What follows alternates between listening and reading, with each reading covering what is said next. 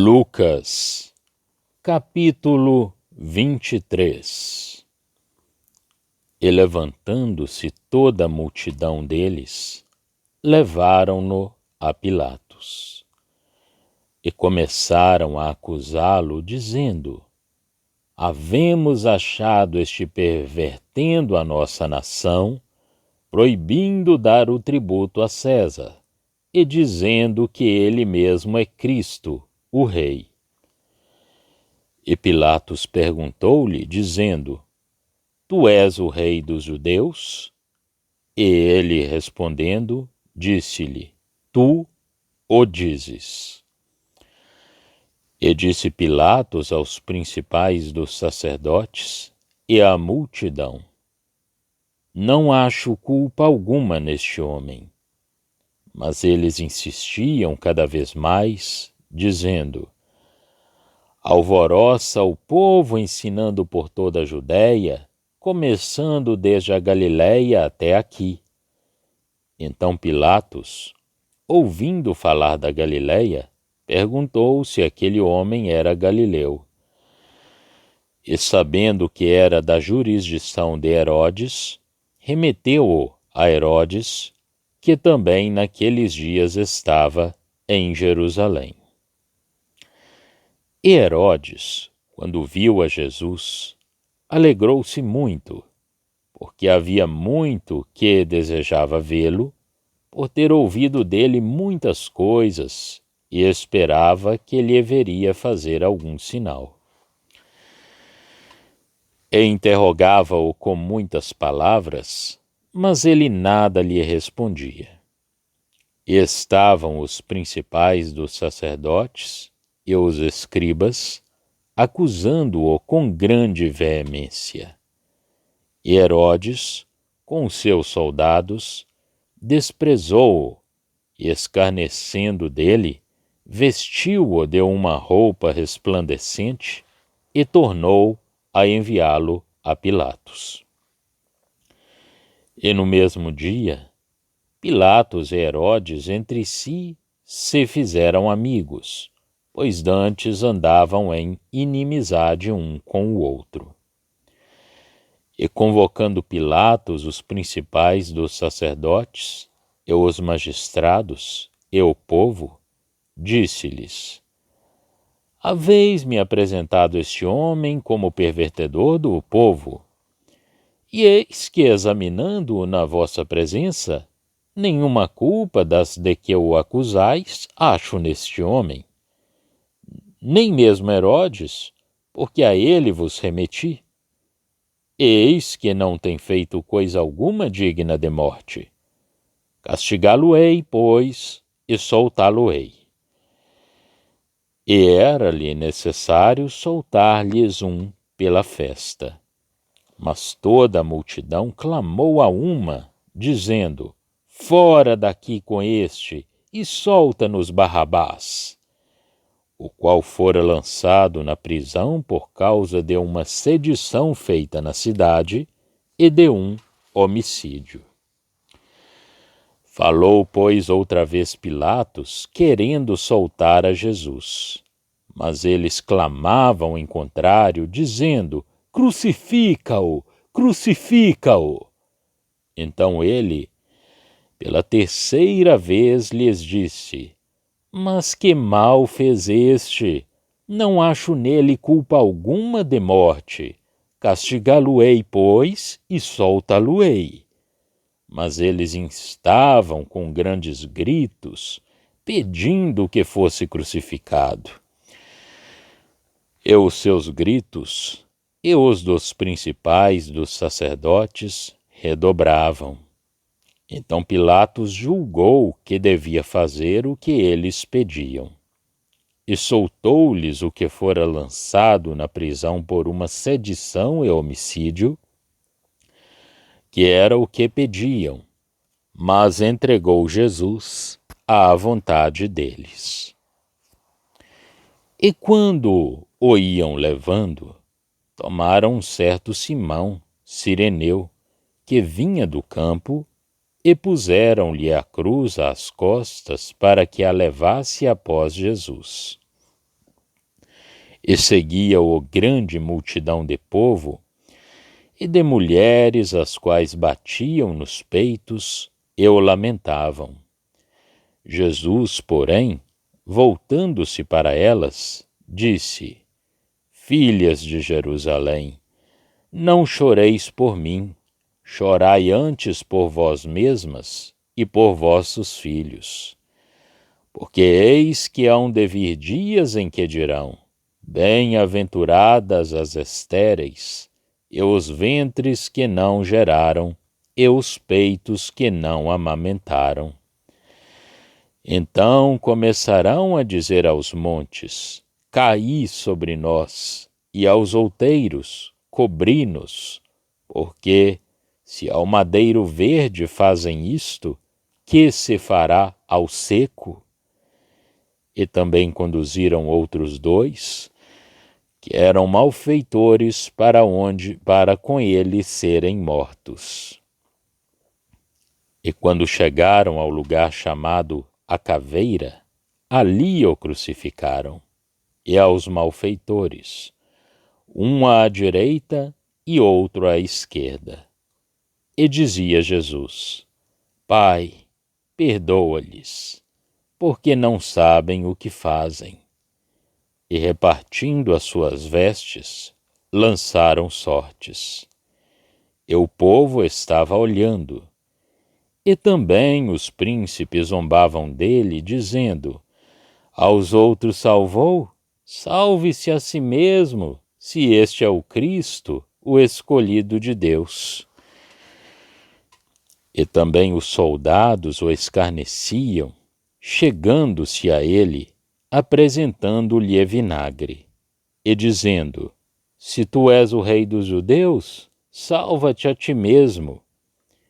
E também por cima dele estava um título, escrito em letras gregas, romanas e hebraicas: Este é o rei dos judeus.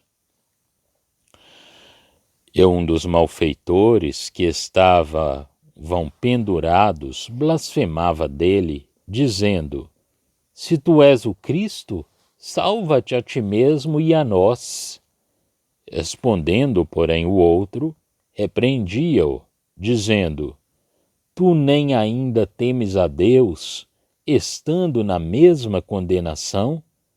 E nós, na verdade, com justiça, porque recebemos o que os nossos feitos mereciam, mas este nenhum mal fez.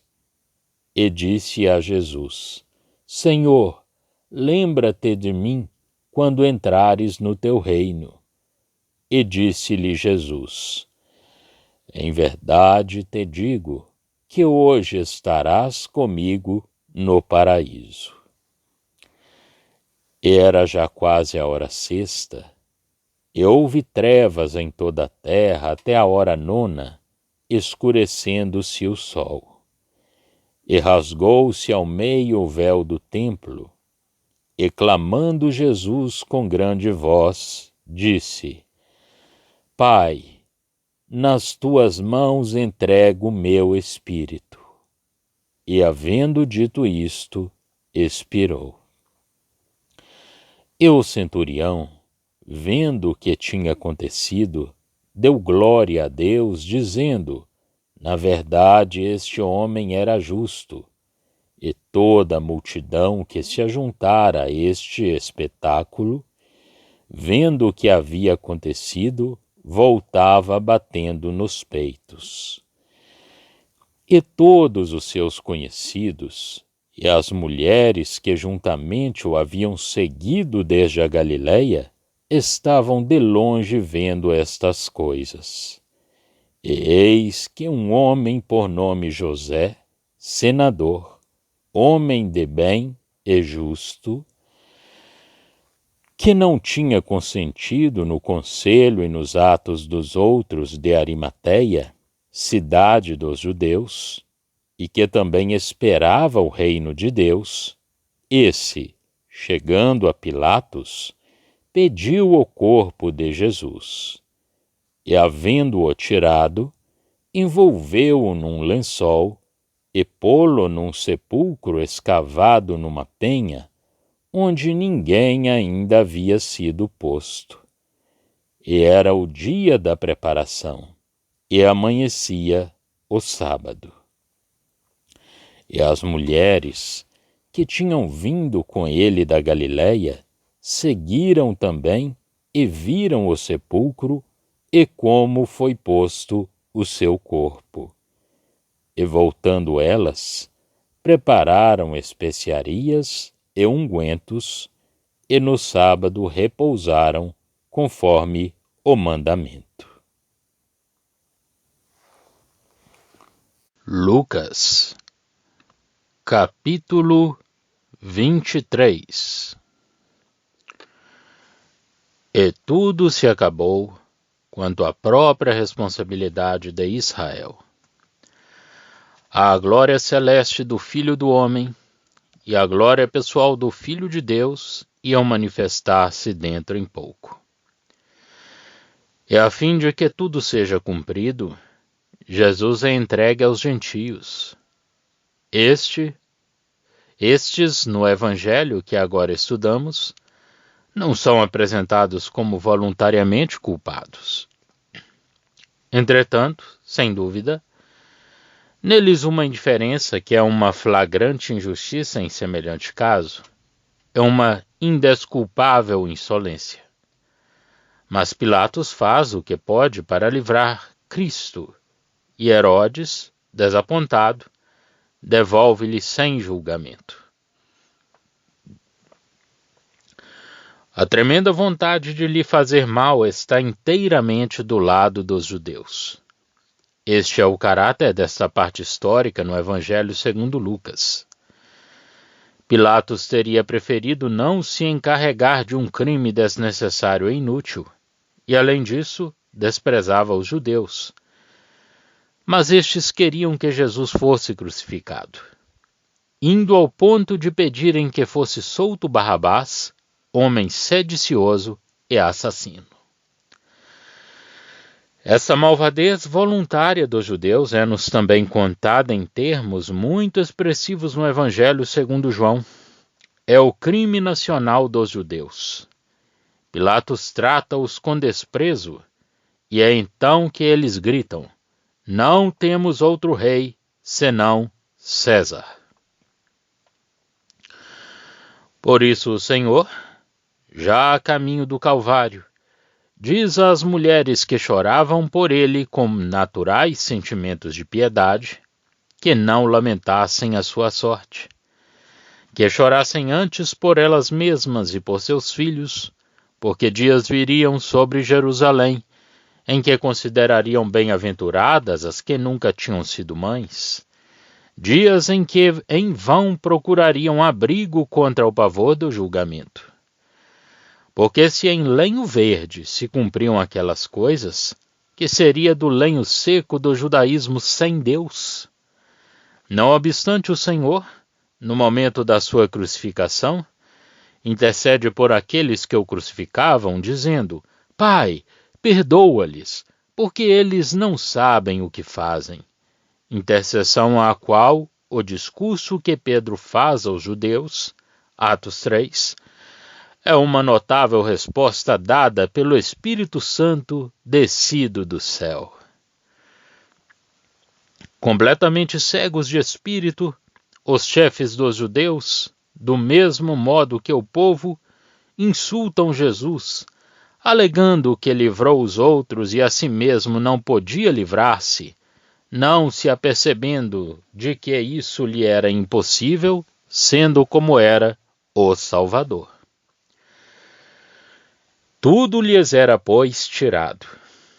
Deus estabelecia agora uma nova ordem de coisas, fundada sobre a expiação, um poder de vida eterna pela ressurreição.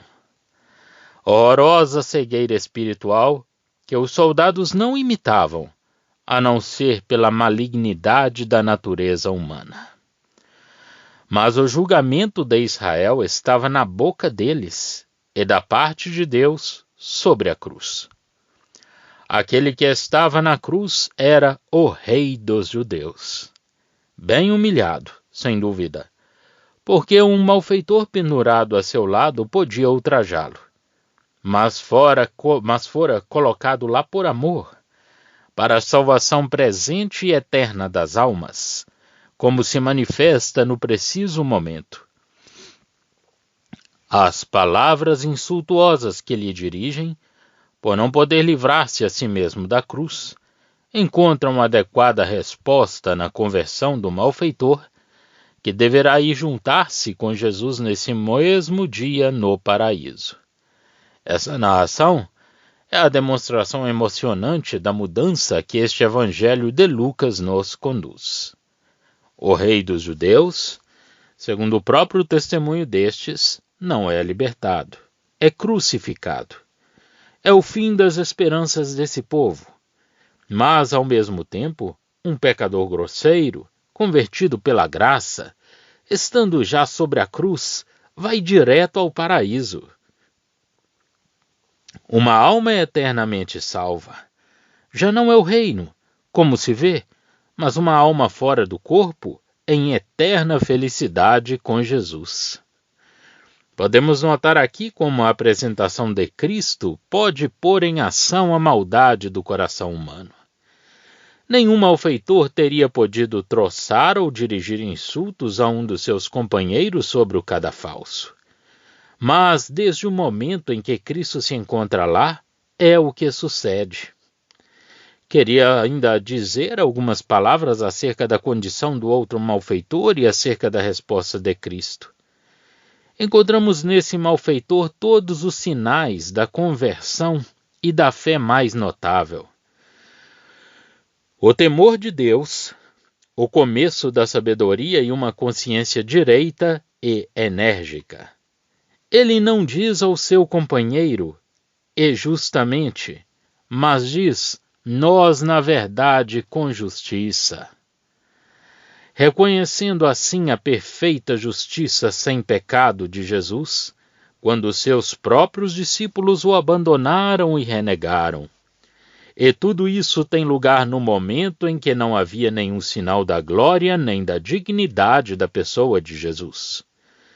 No momento em que os homens não viam nele senão um ser semelhante a um malfeitor, e em que o seu reino não era senão um assunto de troça na boca de todos. É nesse preciso momento que o malfeitor arrependido é instruído por Deus. Tudo se lhe torna então claro. Está tão certo que Cristo terá o reino como estaria se ele reinasse já e em glória. Todo o seu desejo é que Cristo se lembre dele depois, quando entrar no seu reino. E que sublime confiança em Cristo ele testemunha, pelo conhecimento da sua pessoa, apesar dos crimes cometidos e que confessa. Isso mostra o quanto Cristo enchia o seu coração e como a sua confiança na graça, pela sua glória, fazia desaparecer a vergonha humana, porque, na verdade, quem teria gostado que se lembrassem dele, criminoso, no estrado de um cadafalso, local de execução? O ensinamento divino é particularmente manifestado aqui. Não vemos nós, por este ensinamento, que Cristo era homem sem pecado e estar seguro do seu reino, uma fé acima de todas as circunstâncias? Só um malfeitor se torna a consolação de Jesus, nessa hora derradeira sobre a cruz, e para responder à sua fé, Jesus deve ter pensado nesse paraíso que esperava sua alma, para um momento em que ele estivesse acabado a obra que seu Pai lhe tinha confiado. Mas o estado de santificação em que esse pobre homem, pela fé, se encontrava, não é menos de notar. Na agonia da cruz, ainda que ele cresce que Jesus era o Senhor, não procura nele nenhum alívio para o seu sofrimento físico, mas pede ao Senhor que se lembre dele no seu reino, preocupado como está com um só pensamento, ou de vir a ter a sua porção com Jesus. Crê no regresso do Salvador, na ressurreição, no reino, quando o rei rejeitado está a ser crucificado, e humanamente falando, já não havia esperança na terra para a libertação do povo. Mas a resposta de Jesus vai mais longe do que a revelação do assunto deste evangelho, pois introduz, como objeto de espera próxima, não o reino, mas a vida eterna e a felicidade da alma. Ao pedido do malfeitor arrependido, que Jesus se lembrasse dele quando entrasse no seu reino, Jesus responde-lhe que não teria de esperar para ser feliz, até esse dia de glória visível e manifestada ao mundo, mas que nesse mesmo dia estaria com ele no paraíso. Precioso testemunho e perfeita graça. Jesus crucificado era mais do que rei, era Salvador. O pobre pecador disso era testemunha. Era a alegria e a consolação do coração do Senhor, primícias do amor que os tinha colocado um ao lado do outro. E ali, se o malfeitor levava da parte do homem o fruto dos seus pecados, o Senhor de glória levava o fruto da parte de Deus, embora ele mesmo tratado como malfeitor e na mesma condenação. Com vista a uma obra ainda desconhecida do homem, exceto pela fé, os pecados do malfeitor arrependido tinham sido afastados para sempre, já não existiam. A sua recordação já não era para ele senão a recordação da graça que lhes tinha tirado e que deles tinha purificado para sempre a sua alma, tornando-a instantaneamente limpa, para poder entrar no paraíso, como ia entrar o próprio Senhor Jesus, seu companheiro de cada falso neste esperado. Enfim, tendo consumado a sua obra, o Senhor, com grande voz, entrega o seu espírito a seu Pai, último ato do que fazia toda a sua vida, a saber, a perfeita energia do Espírito Santo, agindo com perfeita e total confiança em seu Pai e sob a sua dependência. Jesus entrega o seu espírito a seu Pai e expira, porque era a morte que tinha diante dele, mas a morte com uma fé e confiança absolutas em seu Pai. A morte com Deus pela fé, e não a morte que separa dele. Nesse momento toda a natureza se cobre de densas trevas, proclamando assim que aquele que a criou deixava o mundo, versos 44 a 46.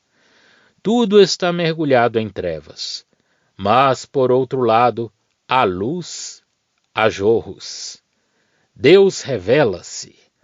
O véu do templo rasga-se de alto a baixo. Até ali Deus tinha permanecido na obscuridade, em relação ao homem, e o caminho dos lugares santos não estava ainda manifestado. Mas agora já não há véu. O que tirou o pecado faz brilhar o amor perfeito de Deus, e a santidade da sua presença faz a alegria da alma, e não o seu tormento. Aquele que nos introduz à presença da santidade perfeita e sem véu abole o pecado, que nos impedia de entrarmos lá. Por Jesus, temos comunhão com Deus. Com Jesus, somos santos e irrepreensíveis diante dele em amor. Profundamente impressionado por tudo que se tinha passado, o pobre centurião, tal é o efeito da cruz sobre a consciência, reconhece que aquele que ele tinha crucificado era verdadeiramente justo. Digo, o efeito sobre a consciência, porque não pretendo dizer que a coisa ia mais longe no centurião. Vemos um efeito semelhante nos espectadores que rodeavam a cruz. Afastam-se batendo no peito, certos de que algo de muito solene tinha ali acontecido e que fatalmente se tinham comprometido com Deus. Mas o Deus de nosso Senhor Jesus Cristo, o Pai de glória, tinha tudo preparado para o amortalhamento e sepultamento de seu Filho, que o tinha glorificado, entregando-se à morte. Assim, na sua morte, ele está com o rico. Isaías 53, 9. José, homem justo, que não tinha concordado com o pecado do seu povo, coloca o corpo do Salvador num sepulcro onde ainda ninguém tinha sido posto. Era o dia da preparação antes do sábado, mas o sábado aproximava-se. As mulheres que tinham acompanhado até ali o Salvador, por ocasião da sua morte, por muito ignorantes que fossem, fiéis ao afeto que elas tinham tido por ele durante a sua vida, veem onde o seu corpo é posto e vão preparar o que era necessário para o embalsamarem. Lucas não fala dessas mulheres senão em geral, e nós seguimos a sua narrativa tal e qual ele nos a apresenta. Os detalhes encontrar-se-ão noutro lugar, versos 49 a 56 e capítulo 24, de 1 a 11. Já estão disponíveis para leitura os comentários do Novo Testamento e do Antigo Testamento de João Nelson Darby. Estão nos formatos de livro, e-book, também aplicativo para o celular Android. Visite o nosso site www.palavrasdoevangelho.com.